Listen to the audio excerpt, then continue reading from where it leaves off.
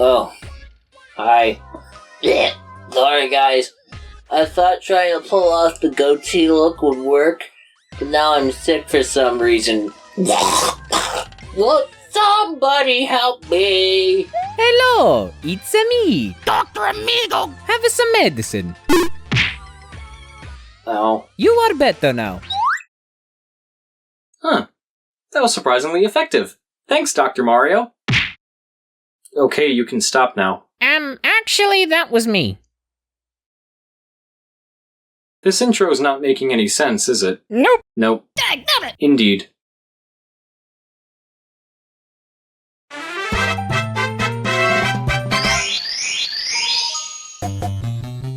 I love me some puzzle games. They can be so simple in design, and yet so addicting in terms of gameplay. They're like deep-fried Oreos. I just need more of them. Even if they could potentially kill me. But I'm also a fan of Mario games.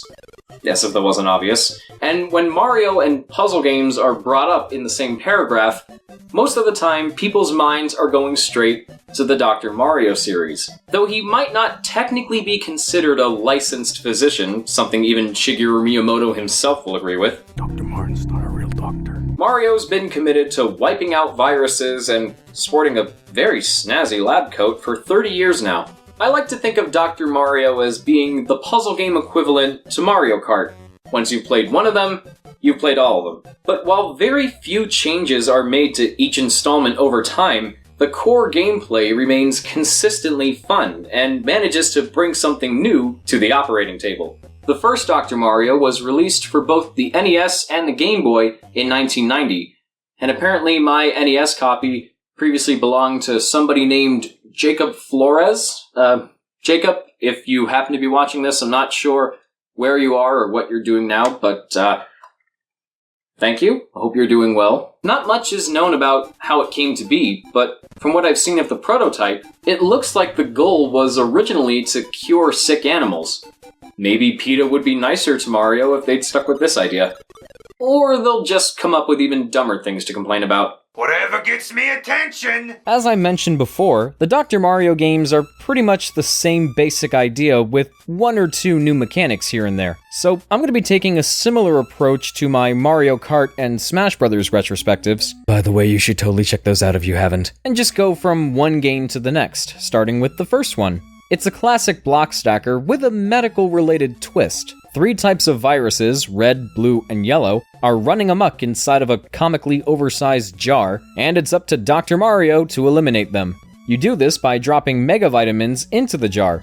These come in the same 3 colors as the viruses, and stacking 4 of one color vertically or horizontally will cause that row to be wiped out. But if a virus is included in that row, it'll get wiped out too. Once you clear the board of all the viruses, you're able to move on to the next stage.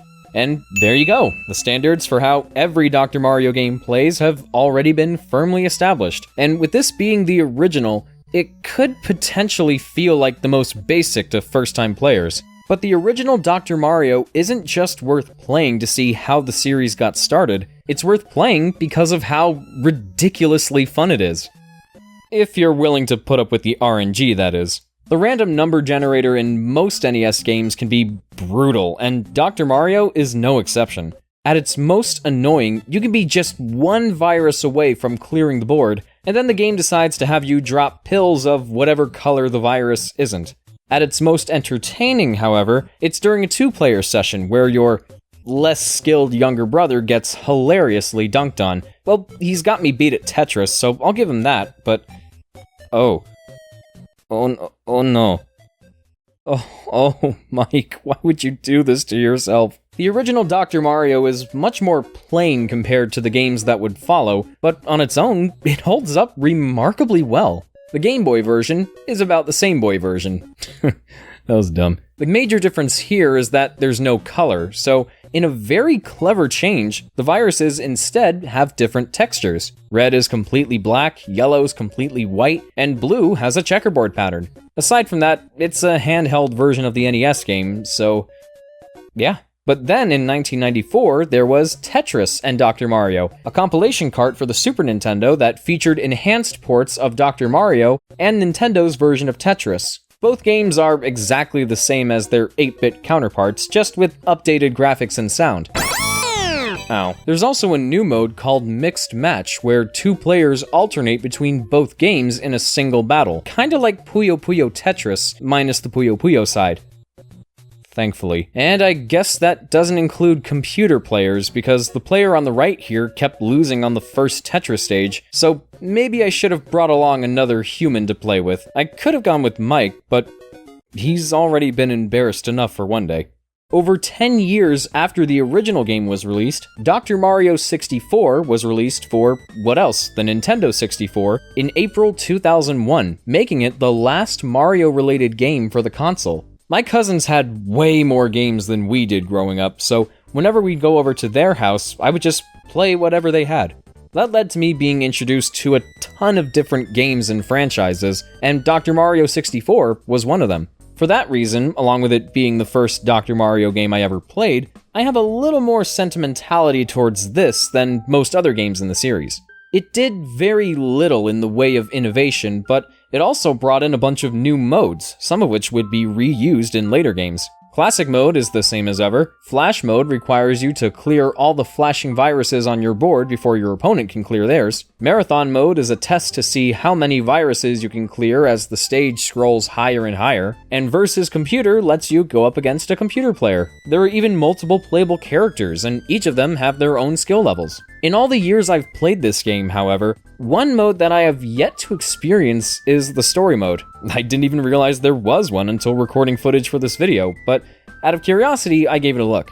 The plot involves Dr. Mario having his Mega Vitamins stolen by someone named Mad Scienstein, and teaming up with Wario to get them back, though Wario's only involved because he wanted to steal them first. You compete in battles until you beat Rudy from Wario Land 3 and cure him of his cold. Rudy! Rudy! Rudy! Wario's scenario is the same thing, with a few different battles and a slightly different ending. Either way, it's over in less than a half hour, and not very exciting. Apart from the Star Wars reference. Pretty sure that's a Star Wars reference. Stark said you wouldn't get that because it's not a Star Wars reference. Dr. Mario 64 is something I still have a nostalgic soft spot for, even if it's more of the same when compared to its predecessor. But God, does that siren get annoying. This game introduces a warning sound telling you when you're too close to the top of the screen, and this sound would also be brought back for future games. Why? I live in the middle of nowhere. Cars and trucks and motorcycles pass by like they don't even notice us, so I already get enough sirens from right outside my window. I don't need more of them. And who's setting off freaking fireworks after the 4th of July? I thought it was supposed to be peaceful here. Oh hey, did you know that Dr. Mario 64 only ever got a standalone release in North America? It never came out in Europe, and in Japan, it was only made available as part of a compilation for the GameCube in 2003 called Nintendo Puzzle Collection. It also included a remake of Yoshi's Cookie and a sequel to Panel de Pon, which was renamed to Tetris Attack in the US, even though it has nothing to do with Tetris, and was also the basis for both Pokemon Puzzle League and the Animal Crossing Puzzle League minigame in Animal Crossing New Leaf. I'm only bringing this up so that I can talk about Dr. Mario and Puzzle League for the Game Boy Advance. Here we have another puzzle game compilation, this one featuring a remake of the original Dr. Mario using the N64 game's visuals, and the incredibly addicting Puzzle League / Tetris Attack / Panel de Pon / screw it, I'm just calling it Puzzle League from now on. The version of Dr. Mario here only has the classic versus CPU and flash modes from Dr. Mario 64. It's nothing groundbreaking, but I figured it was worth mentioning. After the release of Dr. Mario and Puzzle League, Dr. Mario games stopped seeing physical releases and would only be made available through digital downloads. The first of these was Dr. Mario Online RX for the WiiWare service in 2008, which also saw a new company taking over development, Arika. Arika? Arika? Erica? The Endless Ocean guys. Alright, let's just calm down, boot the game up, and have a nice, relaxing... Oh, goody goody! As you might expect, Dr. Mario Online RX doesn't change things up a whole lot. but one new feature it has to offer is the quick drop. Like in more recent Tetris games, you can press up on the D-pad to drop Mega Vitamins instantly. Not good for slipping into smaller spaces, but definitely a welcome addition. You can also play as your Mii, which is a given, and I love how they constantly look like someone's poking them in the butt with a thumbtack every time they drop a pill. The game also has a new mode called Virus Buster, where you can use the Wii Remote to more freely place Mega Vitamins on the board. The controls are a bit awkward, and it's a little easier to screw up here than in classic mode, but the remixed versions of Chill and Fever make it very relaxing. Now I'm just waiting for someone to take this music and put it up on YouTube, call it Dr. Mario Chill Hip-Hop Beats to Study to, or whatever those are called. On the whole, Online RX is pretty solid, and I recommend you download it off the Wii Shop channel. Wait a minute. Well, if you already have it, maybe you can still play with friends online through Nintendo Wi-Fi connection. Oof. Well, I'm pretty sure you can still download DSiWare games on the 3DS eShop, so maybe you'd like to try out Dr. Mario Express. I used to play this one a lot when I was in high school. Probably because I had nothing better to do. I'm not calling the game bad, it's just a stripped-down version of the WiiWare title. Classic mode and versus CPU are all you have to play with, the music is all the same, and it doesn't really have much else going for it. You can't even make the pills dance like in Online RX, so that's an immediate 2 out of 10 from me. Hey, I got a random question. Who remembers the Year of Luigi? Back in 2013, Nintendo decided to release a bunch of Luigi-centric Mario games in celebration of the Green Bean's 30th anniversary, including Dr. Luigi. Yep, Luigi's practicing medicine now too. I don't believe that man's ever been to medical school. And he's brought along a new mode called Operation L, where you drop special L-shaped Mega Vitamins instead of normal ones. Classic mode is treated as a new mode called Retro Remedy, and Virus Buster's back too. It's actually a little better than it was in Online RX, because you have more freedom to place the capsules wherever you want. I like this game more than Dr. Mario Express looking back, but despite Luigi being the center of attention this time, I can't help but feel that it plays things a little too safe. It doesn't help that the game relies on the Wii U gamepad more than it really needs to. Wow, do I really want to post this to Miiverse? Sure, why not?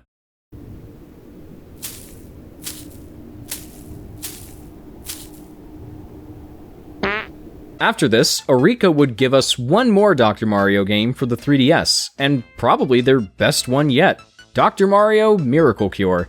The gameplay is very second verse same as the first, and even Operation L mode from the last game is back, but the main gimmick revolves around the use of Miracle Cures. These are basically power-ups that let you do things like clear rows of capsules or wipe out viruses of the same color. And in Versus mode, they can interfere with each player's progress by messing with the controls or preventing them from rotating Mega Vitamins. This new mechanic, to me, really makes the gameplay feel fresh and new again, even if it's still the same as it ever was. If I had to knock it for anything, the character animations are a bit stiff. This has sort of been an issue since the WiiWare game, but I think the use of actual 3D models as opposed to 2D sprites just makes it look a bit awkward. They look like puppets learning to move without strings for the first time. But at last, we've made it to the most recent game in the series, Dr. Mario World, released in 2019. Puzzle games on mobile devices are extremely popular, particularly with casual players, so bringing Dr. Mario to the platform makes a lot of sense. This game is also pretty prominent for how much it shakes up the formula. It's not just your typical clear this board and then move on to the next one.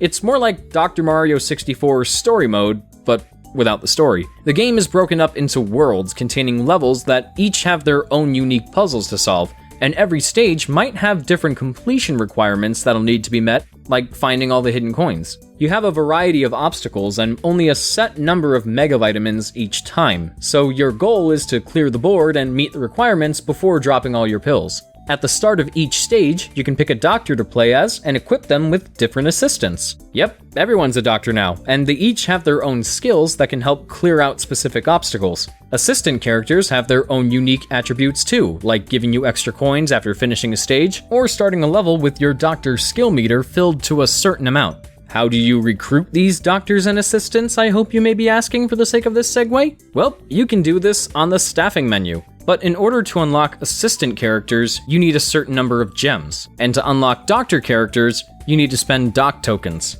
That leads me to my biggest issue with Dr. Mario World. This system is incredibly luck-based. Your chances of getting each character are very slim, so you're more likely to get doctors and assistants you already have, but with their levels increased. Which, I don't know about you, but it can be pretty frustrating if you just spent an excruciatingly long time getting the gems and doc tokens needed to even unlock these characters. Wouldn't it make more sense for my doctors and assistants to level up from the experience of actually playing the game? Oh, but then players wouldn't be tempted to take the easy route and spend real-world money. Microtransactions have been pushed far worse in other games, not just in the mobile market. But for the kind of game this is, the way it emphasizes them comes off as obnoxious. It's like they purposefully made obtaining new characters rare just so they can influence players to spend more money on faster and more efficient means of unlocking them, as if they assume we're all as gullible as Philip J. Fry. Shut up and take my money! Don't feel like grinding for gems? Just buy them. You didn't get the characters you wanted because there's literally like a 1 to 5% chance at getting them? Just buy them. You can't play the game anymore because you're all out of hearts and don't feel like waiting 30 minutes for each one to come back? Just buy them. I can't stand this kind of design mentality, and I'm disappointed to see Nintendo fall victim to this, especially after Super Mario Run did perfectly fine without pushing microtransactions. You still had to pay $10 for the whole thing, but you could at least unlock characters from playing it normally. I hate to say it, but these shortcomings have ultimately ruined the game for me. It's a shame too, because I really enjoyed playing Dr. Mario World when I'm just trying to clear puzzles and wipe out viruses. Well, maybe this was a one-time thing. Surely Nintendo must have learned their lesson from this and made something that goes back to a more traditional, less gacha-based setup that doesn't try to entice people to throw money away. Admit it, you totally saw that coming. Where the Dr. Mario series goes from here is hard to say. I'd like to think they'll take the best aspects of the mobile game and expand on them, but for right now, I'm perfectly fine sticking with the other titles. These games have had their ups and downs, and not all of them provide much in the way of extra content to make them stand out, but like the new Super Mario Bros. Games, they don't all need to be hugely innovative for me to consider them fun. Even Dr. Mario Express to some degree. Change is nice, but I'm also a firm believer of the phrase, if it ain't broke, don't fix it. I admit, I'm pretty basic, but I can't help myself. At least I'm not one of those people that gets tricked into spending ridiculous amounts of money on mobile games very easily. Ooh, speaking of which, I think it's time we get back to Yu-Gi-Oh! Duel Links. Whoa. A lifetime supply of elemental hero decks for just $95,000? What a steal! Alright, I'm just putting my credit card information. Haldo! Thanks for watching, everybody. I apologize for the quality of the recording if you hear any background noise. My nephew's just playing with his toys upstairs. But that doesn't matter to me right now. This is kind of a last-minute recording. I don't care what it takes. I'm gonna do it. I forgot to do this after recording the voiceover yesterday, but like I said, I don't care. I'm doing it now. Anyway, as always, I'd like to give a very special thank you to the patron whose name is scrolling across the screen right now, as well as my superstar supporters, Henry Newman, Tyler Paul, Rachel Rodriguez, and Jake Winans. Guys, thank you so much for all your support, especially Tyler and Jake, who just recently upgraded their pledges to the new Superstar Supporter Plus tier, which means that they're going to get exclusive merchandise, which is only available by pledging to my highest tier on Patreon, including a Superstar Supporter sticker and a Superstar Supporter t-shirt. I think I mentioned that in the Super Princess Peach video. But guys, thank you so much. It really... I was so excited to see that you upgraded. It really means the world to me that you did so. You didn't have to, but I'm very thankful that you did. For everybody else watching at home, if you'd like to support me as well and get some of these rewards along with many others, then please consider pledging to my Patreon page. Or, if you're watching this on YouTube, you can become a sponsor by clicking the join button. Nobody really seems to do that, but it's there. I won't force you to do any of these things, but if you want to, they're there, and it would mean a lot to me if you gave them a look. I don't really have much in the way of news or updates or anything like that. I guess all I can say is I hope you guys look forward to the next video. Like I said, this is kind of a last-minute thing. I didn't really plan anything for this, so I guess I'll just end things the way I usually do. Links to my social media and Discord server, as always, are in the description, and if you want to stay updated on my future uploads, be sure to ring the notification bell if you're watching this on YouTube, or just stay subscribed if you're watching me on Vlare. Now, thanks again for watching, and with that said, this is Marc bidding you all a smashing farewell. Take care, guys.